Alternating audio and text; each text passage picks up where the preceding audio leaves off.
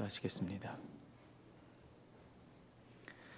날마다 필요한 은혜로 우리를 채우시는 하나님, 오늘도 우리에게 건강 주셔서 이른 아침 기쁨으로 기도의 자리에 나올 수 있게 하시고, 함께 주님을 섬기는 지체들을 허락하셔서 한마음 품고 기도하게 하시니 감사를 드립니다. 또한 주님께서 귀 있으시는 목사님 통해 날마다 깊이 있는 말씀으로 우리를 채워주시니 그 은혜에도 감사를 드립니다.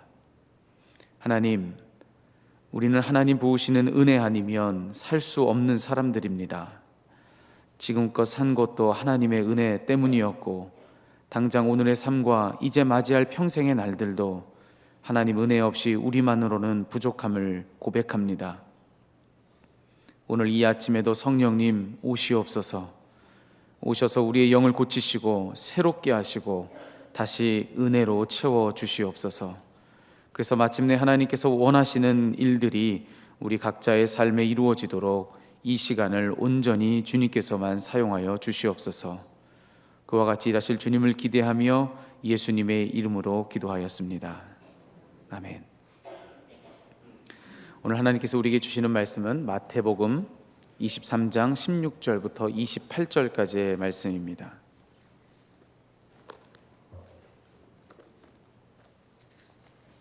마태복음 23장 16절부터 28절까지의 말씀을 한 목소리로 말씀을 읽도록 하겠습니다. 눈먼 인도자들아, 너희에게 화가 있다. 너희는 말하기를 누구든지 성전을 두고 맹세하면 아무래도 좋으나 누구든지 성전에 금을 두고 맹세하면 지켜야 한다고 한다. 어리석고 눈먼 자들아, 어느 것이 더 중하냐? 금이냐? 그 금을 거룩하게 하는 성전이냐? 또 너희는 말하기를 누구든지 제단을 두고 맹세하면 아무래도 좋으나 누구든지 그 제단 위에 놓여있는 제물을 두고 맹세하면 지켜야 한다고 한다. 눈먼 자들아, 어느 것이 더 중하냐? 제물이냐? 그 제물을 거룩하게 하는 제단이냐? 제단을 두고 맹세하는 사람은 제단과 그 위에 있는 모든 것을 두고 맹세하는 것이요, 성전을 두고 맹세하는 사람은 성전과 그 안에 계신 분을 두고 맹세하는 것이다. 또 하늘을 두고 맹세하는 사람은 하나님의 보좌와 그 보좌에 앉아 계신 분을 두고 맹세하는 것이다. 율법 학자들과 바리새파 사람들아, 위선자들아, 너희에게 화가 있다. 너희는 박하와 회향과 근체의 11조는 드리면서 정의와 자비와 신의와 같은 율법의 더 중요한 요소들은 버렸다. 그것들도 소홀히 하지 않아야 했지만 이것들도 마땅히 행해야 했다. 눈먼 인도자들아, 너희는 하루살이는 걸러내면서 낙타는 삼키는구나. 율법 학자들과 바리새파 사람들아, 위선자들아, 너희에게 화가 있다. 너희는 잔과 접시의 겉은 깨끗이 하지만 그 안은 탐욕과 방종으로 가득 채우기 때문이다. 눈먼 바리새파 사람들아, 먼저 잔 안을 깨끗이 하여라. 그리하면 그 겉도 깨끗하게 될 것이다. 율법 학자들과 바리새파 사람들아, 위선자들아, 너희에게 화가 있다. 너희는 회칠한 무덤과 같기 때문이다. 그것은 겉으로는 아름답게 보이지만 그 안에는 죽은 사람의 뼈와 온갖 더러운 것이 가득하다. 이와 같이 너희도 겉으로는 사람에게 의롭게 보이지만 속에는 위선과 불법이 가득하다. 아멘. 잠시 묵상으로 기도하시겠습니다.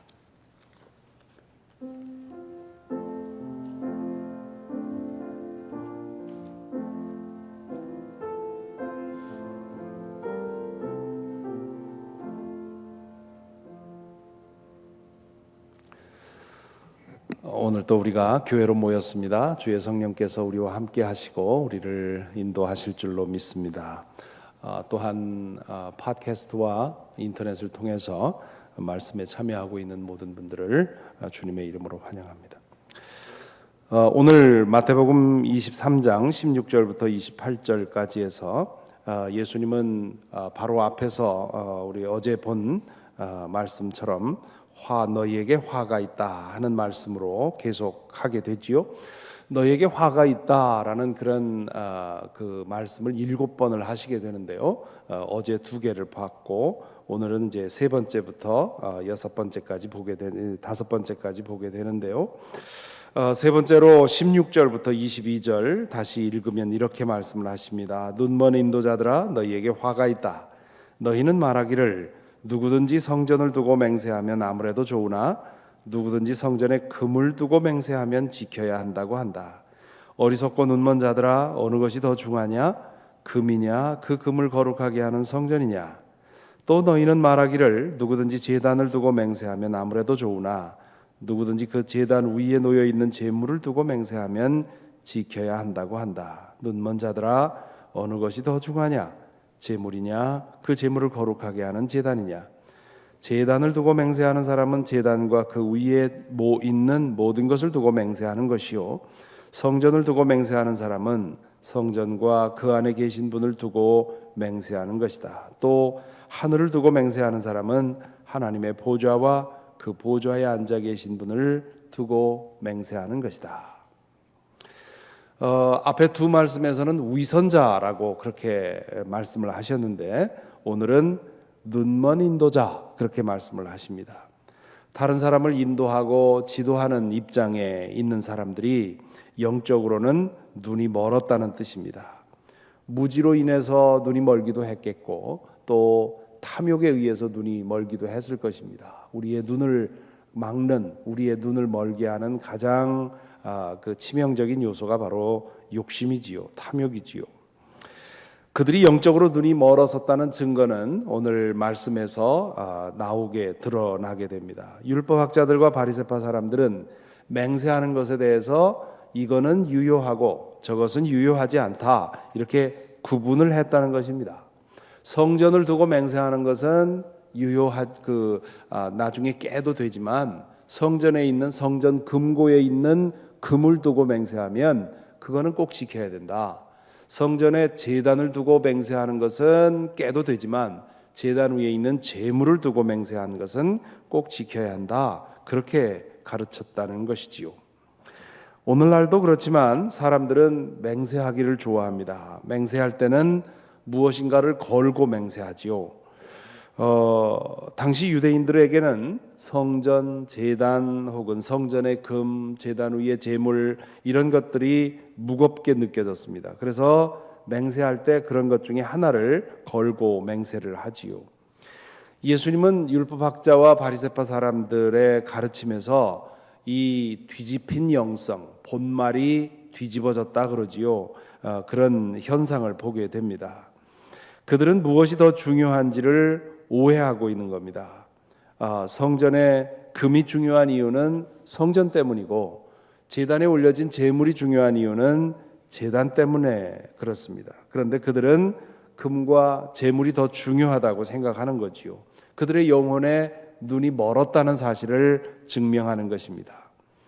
예수님은 아예 맹세를 하지 말라고 하셨지요. 산상설교에 나오는 말씀 아마 기억할 겁니다. 제가 읽어드리지요. 옛 사람들에게 말하기를 너는 거짓 맹세를 하지 말아야 하고 내가 맹세한 것은 그대로 주님께 지켜야 한다 한 것을 너희는 또한 들었다. 그러나 나는 너희에게 말한다. 아예 맹세하지 말아라. 하늘을 두고도 맹세하지 말아라. 그것은 하나님의 보좌이기 때문이다. 땅을 두고도 맹세하지 말아라. 그것은 하나님께서 발을 놓으시는 발판이기 때문이다. 예루살렘을 두고도 맹세하지 말아라. 그것은 크신 임금님의 도성이기 때문이다. 내 머리를 두고도 맹세하지 말아라. 너는 머리카락 하나도 희게 하거나 검게 할 수 없기 때문이다. 너희는 예할 때에는 예라는 말만 하고 아니요 할 때는 아니요라는 말만 하여라. 이보다 지나치는 것은 악에서 나오는 것이다. 왜 주님께서는 맹세하는 것을 아예 금지하셨을까요? 적어도 두 가지 이유가 있는데요. 첫째는 인간이 어떤 존재인지를 아셨기 때문이지요. 그러니까 맹세하지 말라 하는 말은 너의 한계를 인정하라 그런 얘기입니다. 인간에게는 약속을 항상 지킬 수 있는 능력이 없습니다. 욕심 때문이기도 하고 상망 때문이기도 하지요. 꼭 나쁜 동기로 맹세를 깨는 것도 아닙니다. 어쩔 수 없이 그럴 때가 있지요. 말할 당시에는 내가 틀림없이 그렇게 할 수 있다고 생각하고 맹세를 했지만 나중에 보니까 그럴 수 없다는 것을 깨닫습니다. 그럴 경우에는 실없는 사람이 되어버리는 것이지요. 그러므로 자기의 한계를 아는 사람은 맹세하지 않습니다. 예수님의 말씀대로 아니요 혹은 예, 그저 지금 이 순간에 내가 할 수 있는 것만 인정하면 되지요. 영어 표현에 if God willing이라는 말이 있지요. 하나님이 허락하시면 내가 그렇게 하겠다 하는 그런 표현인데요. 이것이 참 신앙적인 그런 표현이라고 생각을 합니다. 내가 꼭 그렇게 하겠다, 틀림없이 그렇게 하겠다 장담하는 것이 아니라 if God willing, 그게 또 나중에 발뺌하려는 그런 빌미로 사용되면 안 되지만 이것이 우리가 가져야 할 바른 태도라고 생각을 합니다.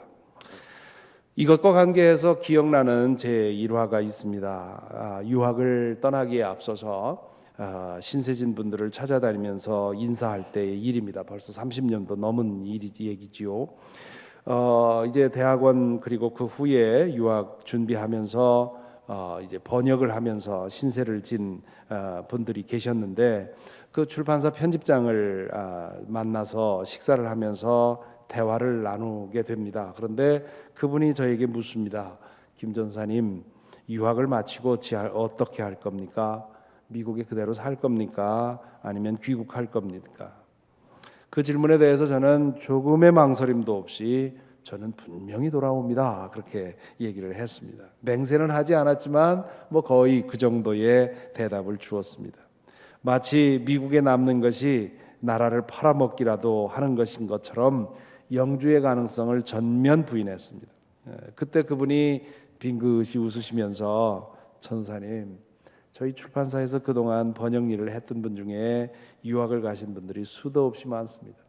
그분들 중에 7, 8은 대부분 미국에 지금 영주하고 있습니다. 그 잘못된 일입니까? 전사님도 그렇게 될 수 있습니다.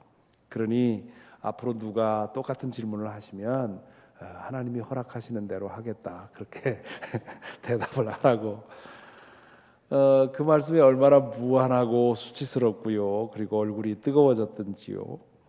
그러나 그때 제가 장담했던 것처럼 공부를 끝내고 한국으로 돌아갔습니다. 근데 10년 후에 다시 나와서 영주할 걸 누가 알았겠습니까? 미래에 대해서 내가 그 순간의 판단으로 장담하고 확언하고 맹세하는 건 그건 우리의 한계를 넘어서는 일이지요.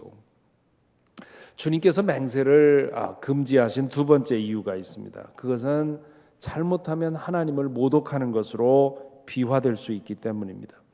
돈을 누구에게서 빌리려면 담보를 잡지요. 나에게 충분히 그런 능력이 있으면 모르는데 내 신용 갖고는 부족하니까 신용을 빌려 쓰는 것입니다.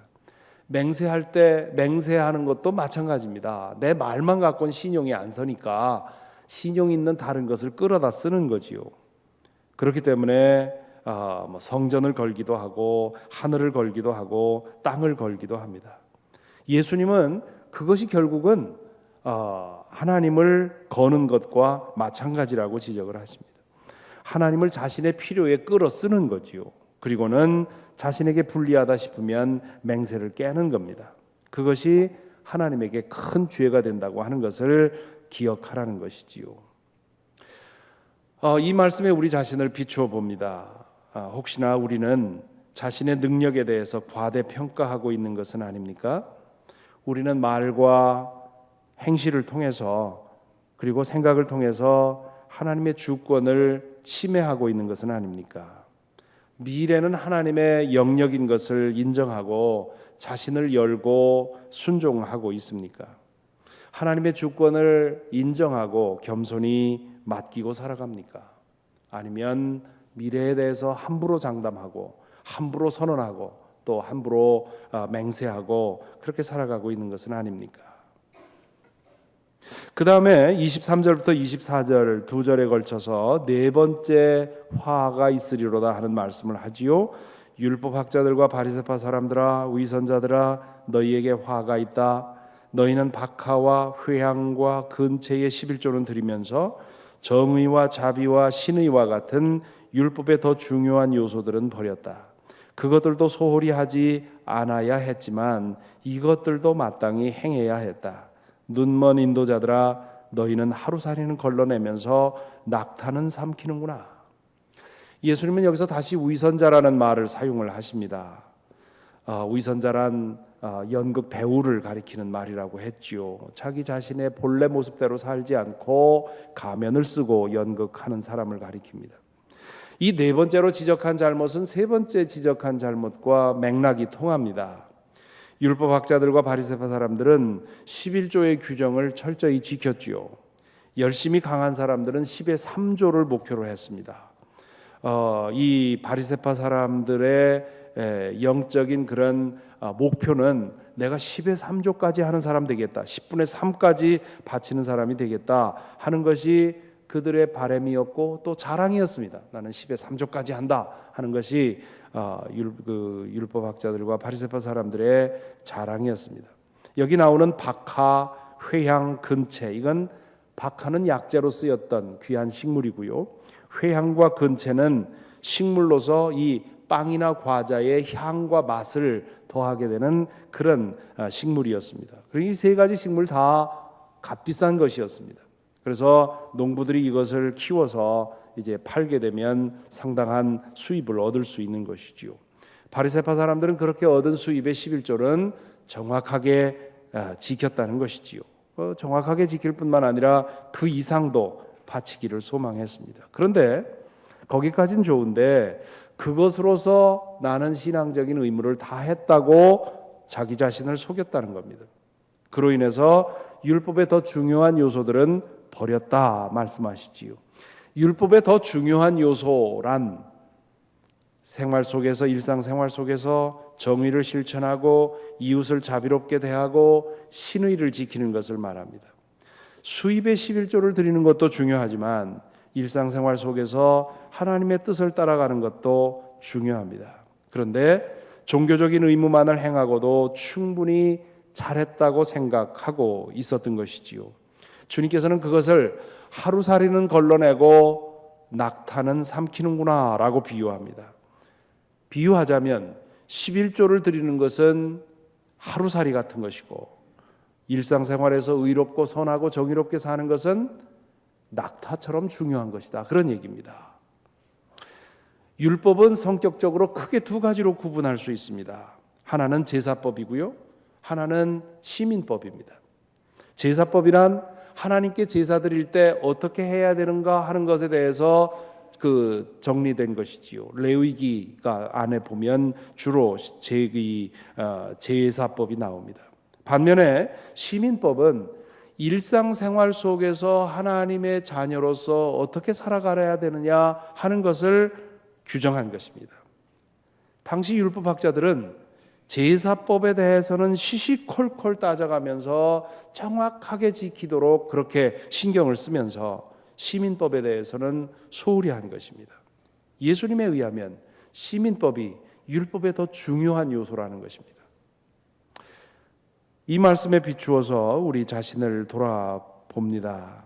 우리 한국교회 안에도 종교적인 의무에는 충실하지만 일상생활에서 거룩하고 자비롭고 신의 있게 살아가는 것에 대해서는 소홀히 여기는 경향이 있습니다. 11조를 드리는 것도 중요하지만 정직하고 깨끗하게 돈을 버는 것이 더 중요하다는 것을 기억하지 못합니다. 직장에서 정의롭고 선하게 일하는 것이 중요합니다. 좋은 이웃으로 사는 것이 더 중요합니다. 그런데 부정하고 비정하게 돈을 벌어 11조만 드리면 하나님께서 모른 척 하신다고 생각하는 경향이 있습니다. 또한 교회가 그렇게 가르치는 경향이 있지요. 11조 봉헌, 주일 성수, 전도 같은 것에 대해서는 끊임없이 강조하면서 선하고 의롭고 자비롭고 신의 있게 살아가는 것에 대해서는 소홀히 합니다. 율법학자들과 바리새파 사람들의 잘못을 그대로 답습하고 있는 것이지요. 오늘 예수님의 말씀 중에 그것들도 소홀히 하지 않았어야 했지만 이것들도 마땅히 행해야 했다 하는 말씀을 주목할 필요가 있습니다. 그것들도 소홀히 하지 말았어야 했다 할 때 그것들은 제사법을 가리키는 겁니다. 예배드리고 주일 성수하고 11조 드리고 하는 이것들도 소홀히 하지 않아야 했지만 이것들도 마땅히 해야 했다 할 때 이것들은 거룩하고 정의롭고 선하고 자비롭고 신의 있게 살아가는 것을 말합니다. 이 제사법과 시민법은 동전의 앞뒷면과 같은 것입니다. 하나님께 드리는 예배가 살아나야만 하나님 나라의 시민답게 살아갈 수가 있습니다. 하나님의 백성다운 삶은 없고 예배만 있다면 그것은 종교적인 환각에 불과하지요.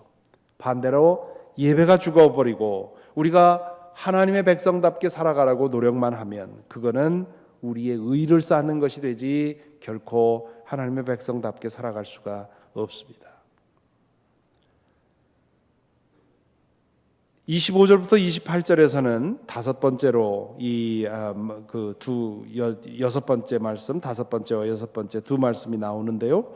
25절 보면 이렇습니다. 율법학자들과 바리새파 사람들아, 위선자들아, 너희에게 화가 있다.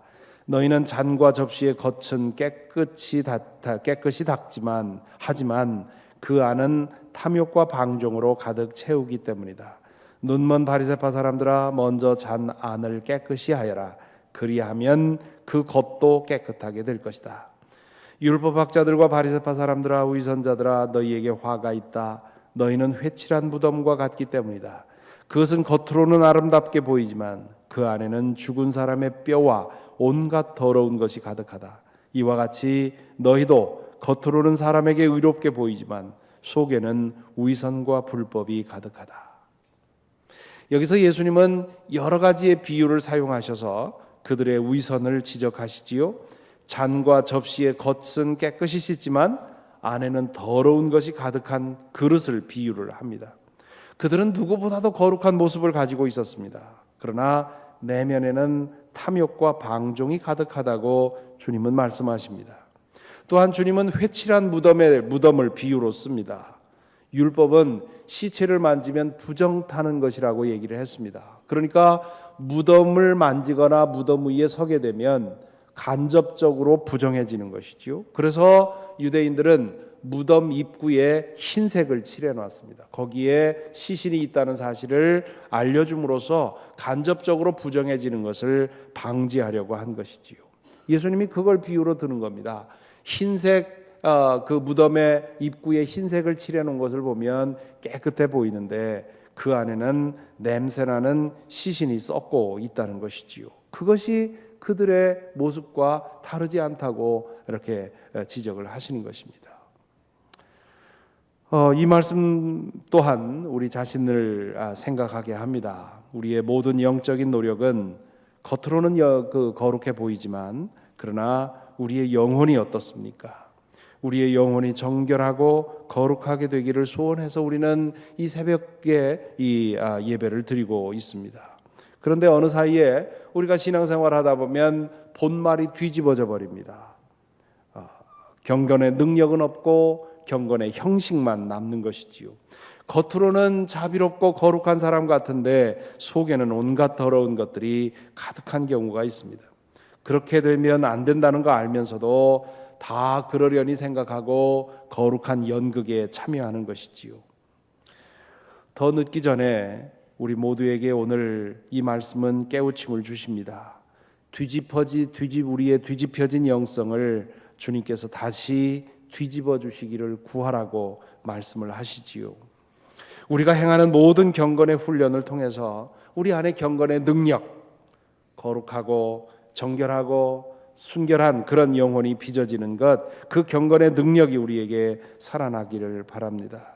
우리 안에 있는 어둠과 상처와 죄악이 씻겨지고 태워지고 치유되어서 우리의 말과 행동이 연극이 아니라 우리 속에 있는 것들이 발산되는, 우리의 속에 있는 빛이 우리의 말과 우리의 눈빛과 행동을 통해서 발산되는 그런 안과 밖이 일치되는 그런 삶을 산다면 얼마나 자유롭겠습니까? 너희가 진리를 알지니 진리가 너희를 자유롭게 할 것이다 하는 말씀은 다른 뜻이 아니라 우리의 내면이 예수 그리스도의 성령의 능력으로 변화되어서 그 어디에서도 누구 앞에서도 어떤 상황에서도 내 자신의 모습대로 그대로 살아도 하나님의 영광을 드러내는 그러한 상태로 가는 것, 그것이 복음이 주는 자유입니다. 우리 모두 그 같은 은혜를 오늘 기도를 통해서 사모하면서 주님께서 우리에게 기대하시는 그런 은혜가 있게 되기를 바랍니다. 찬송가 342장 함께 부르겠습니다. 342장.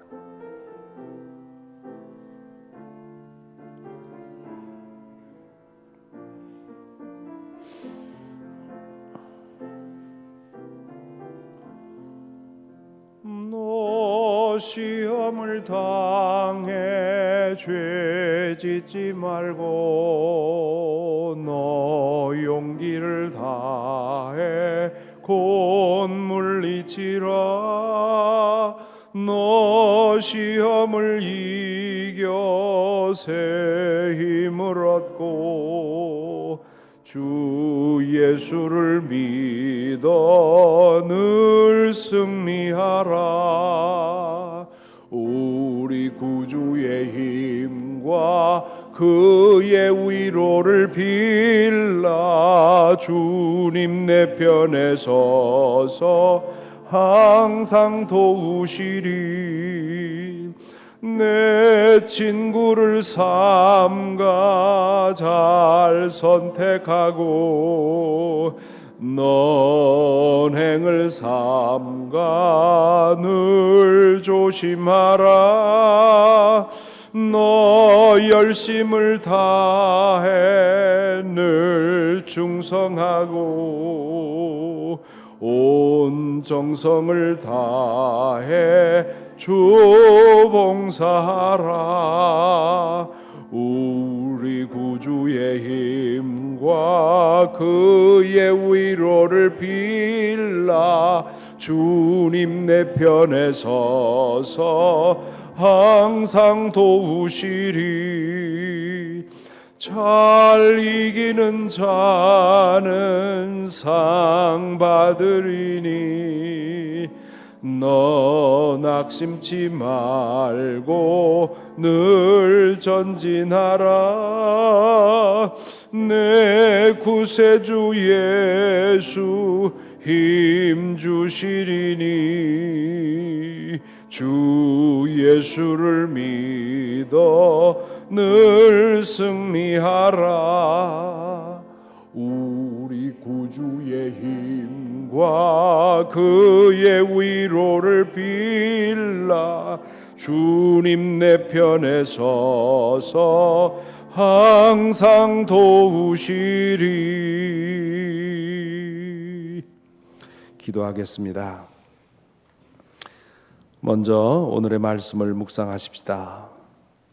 오늘 세 가지의 주제를 생각을 했습니다. 첫째는 우리는 미래에 대해서, 우리 삶에 대해서, 우리 삶에 일어날 일에 대해서 함부로 장담하고 함부로 약속하고 함부로 맹세하고 그럼으로써 하나님의 영역을 침범하고 있는 것은 아닙니까? 미래는 하나님 손에 달려 있다는 것을 믿고 그분이 어찌하시든지 그분을 따라 순종하며 그분께 포기하고 그분을 따라가겠다는 그런 신앙의 자세가 우리에게 있습니까? 또한 우리는 제사 드리는 것, 하나님 앞에 예배 드리는 것, 11조 드리는 것, 이런 신앙적인 의무에 대해서 기억하고 열심히 행하고 있는데요. 과연 그만큼 우리의 직장에서, 가정에서, 사회에서 의롭게, 거룩하게, 신의 있게, 자비롭게 살아가는 것에 대해서도 충분히 하고 있습니까? 우리가 예배드리는 정성만큼 그런 점에도 정성을 드리고 있습니까? 주님께서는 그것이 더 중요한 요소라고 했는데요. 과연 우리는 어디에 마음을 두고 살아가고 있습니까?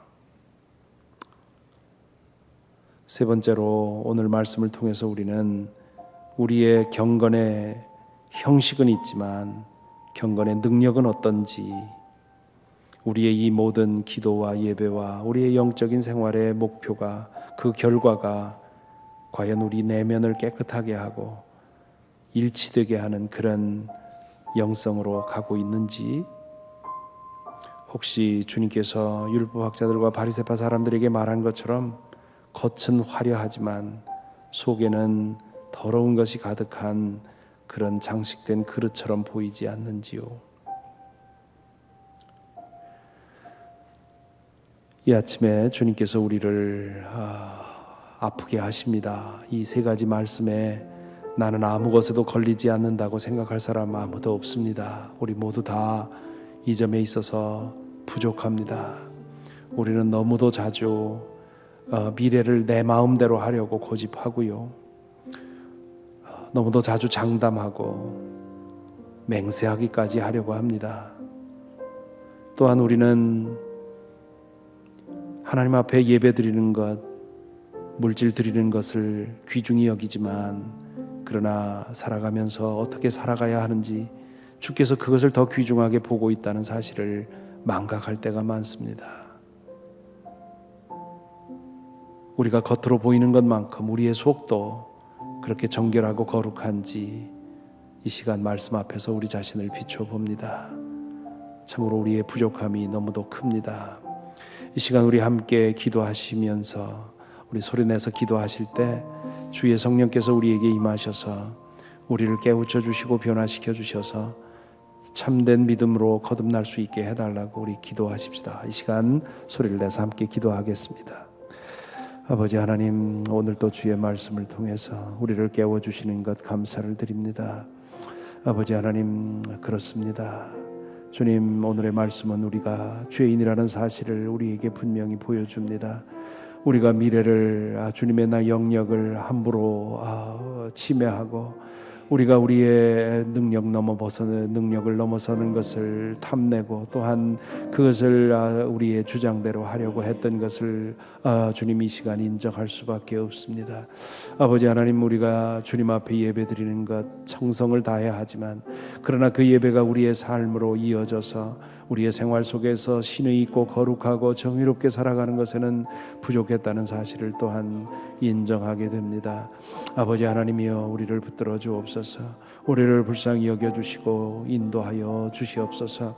이 시간 주님 앞에 간절히 구하오니 우리의 이 모든 경건의 훈련이 우리의 내면을 정화시킬 수 있도록 인도하여 주옵소서.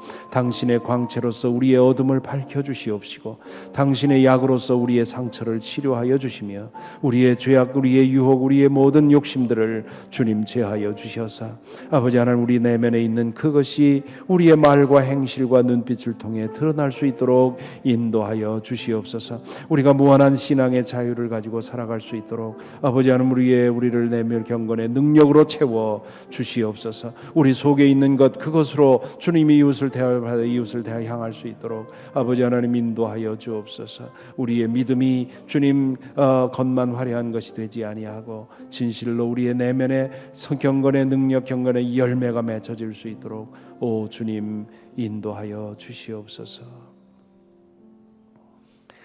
오늘 우리의 공동의 기도의 제목은 센터빌과 맥클린, 우리 두 캠퍼스가 영적으로 부흥되어서 새로워져서 하나님께서 기대하시고 바라시는 그런 거룩한 교회로 세워지기를 기도해야 되겠습니다. 이 시간 같은 시간에 센터빌 캠퍼스에서 함께 기도하고 있습니다.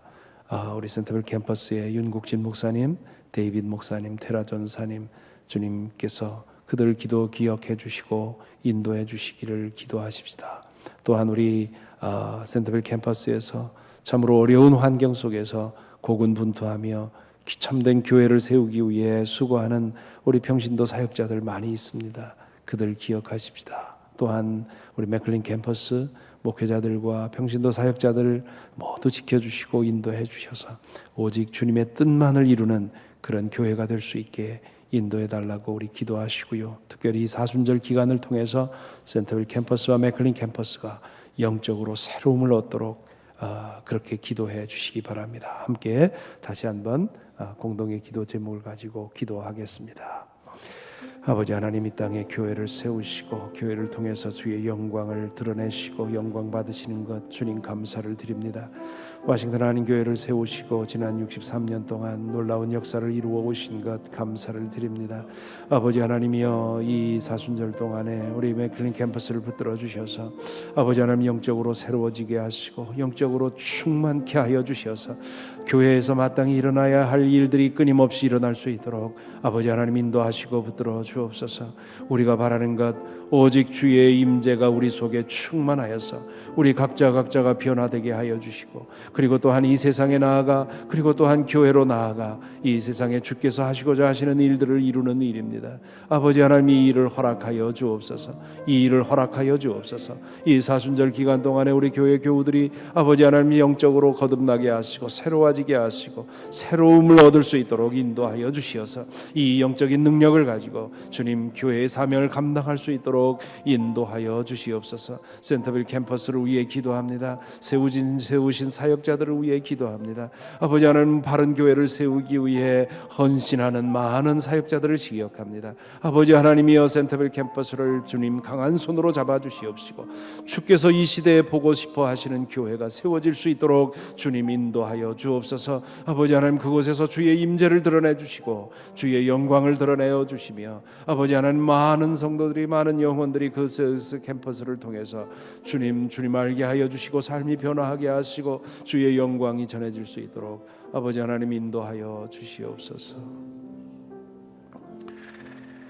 아버지 하나님, 오늘의 말씀을 통해서 저희들의 마음을 아프도록 찌르십니다. 우리의 양심을 아프도록 찌르십니다. 주님, 이 말씀 앞에 항복하고 두 손 들고 항복하오니 오 주여, 오늘 이 기도를 통해서 우리의 영혼을 새롭게 하여 주시옵시고 아버지 하나님, 저희가 눈먼 사람, 영적으로 눈먼 사람, 영적으로 외식하는 자 되지 않도록 인도하여 주시옵소서. 저희로 하여금 주님 바로 믿게 하여 주시옵시고 주님의 그 뜻을 온전히 살피며 살아갈 수 있도록 인도하여 주옵소서.